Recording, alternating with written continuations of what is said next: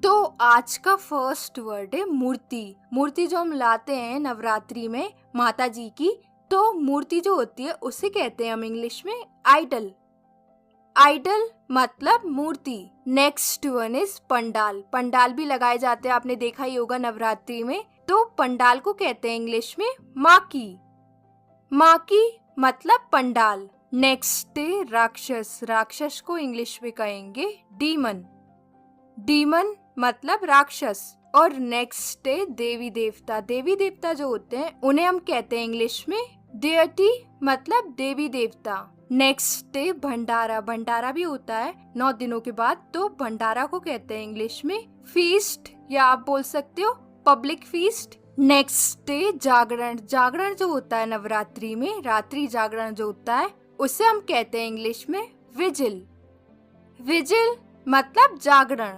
And the next one we have bhajan. तरह तरह के भजन गाए जाते हैं नवरात्रि में, तो भजन को कहा जाता है इंग्लिश में हिम। हिम, और इसे एक और नाम से जाना जाता है डिवोशनल सॉन्ग। दोनों का मतलब होता है भजन। नेक्स्ट डे उपवास। उपवास भी रखा जाता है 9 दिन का नवरात्रि में, तो उपवास को कहते हैं इंग्लिश में फास्ट मतलब उपवास। और उपवास रखना, इसे भी हम इंग्लिश में कहते हैं फास्ट, या आप बोल सकते हो ऑब्जर्व फास्ट। दोनों ही तरीके से आप बोल सकते हो। और नेक्स्ट डे कलश। कलश का भी यूज होता है नवरात्रि में। कलश की स्थापना की जाती है 9 दिन के लिए, तो कलश को कहते हैं इंग्लिश में अर्न। अर्न मतलब कलश। और नेक्स्ट डे शंख। शंख का भी यूज होता है पूजा में, तो शंख को कहते हैं इंग्लिश में कॉन्च मतलब शंख। और शंख बजाना, शंख भी बजाते हैं हम पूजा में, तो शंख बजाना इसे कहते हैं इंग्लिश में ब्लो द कॉन्च।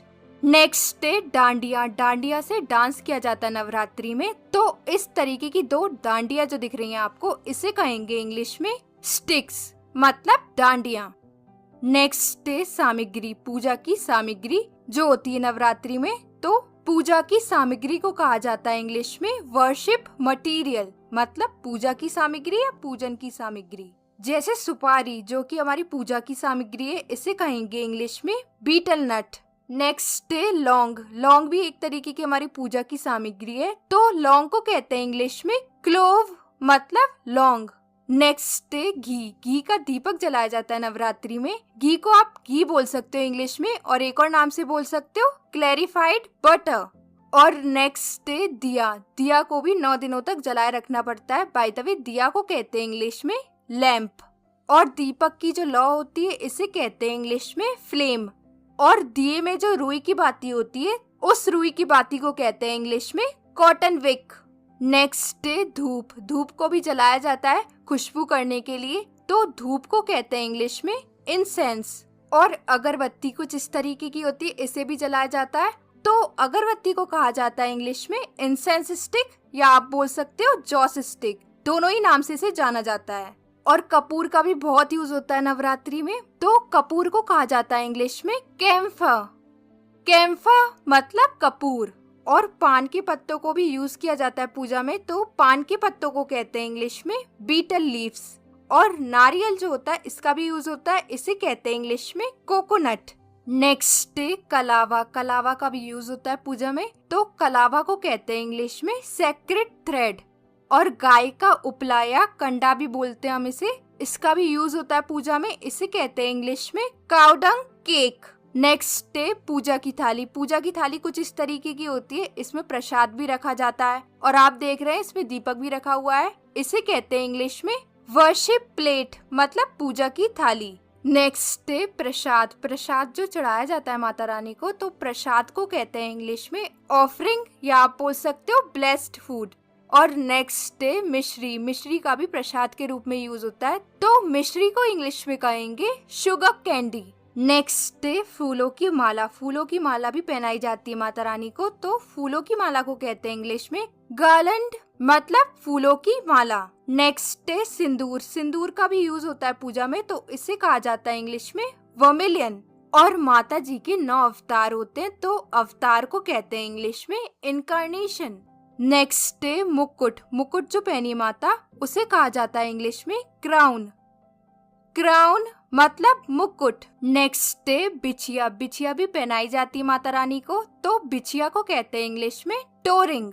और ये बालियां। बालियां भी पहनाई जाती है, तो बालियां को कहते हैं इंग्लिश में इयररिंग्स। नेक्स्ट है नथुनी। नथुनी भी पहनाई जाती है माता रानी को, तो नथुनी को कहा जाता है इंग्लिश में नोज रिंग। और ये मांग टीका। मांग टीका भी पहनाया जाता है, इसे कहेंगे इंग्लिश में हेड लॉकेट। नेक्स्ट है पायल। पायल भी पहनाई जाती है माता रानी को, तो पायल को कहते हैं इंग्लिश में एंकलेट। एंकलेट मतलब पायल। और चूड़ियां भी पहनाई जाती हैं, तो चूड़ियां को कहते हैं इंग्लिश में बैंगल्स मतलब चूड़ियां। और त्रिशूल जो देख रहे हैं आप उनके एक हाथ में, तो त्रिशूल को कहते हैं इंग्लिश में ट्राइडेंट।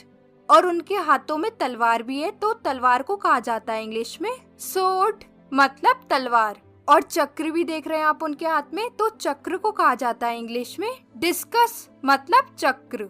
और नेक्स्ट है गदा। गदा भी देख रहे हैं आप उनके हाथ में, गदा को कहते हैं इंग्लिश में मेस। और ये दोनों आज के क्विज है, कमेंट में मुझे लिख के बताइए। और ये वीडियो आपको कैसा लगा, अपना फीडबैक जरूर दीजिएगा कमेंट में। मैं मिलती हूँ आपसे एक नेक्स्ट वीडियो में एक नए टॉपिक के साथ। Till then take care, keep practising.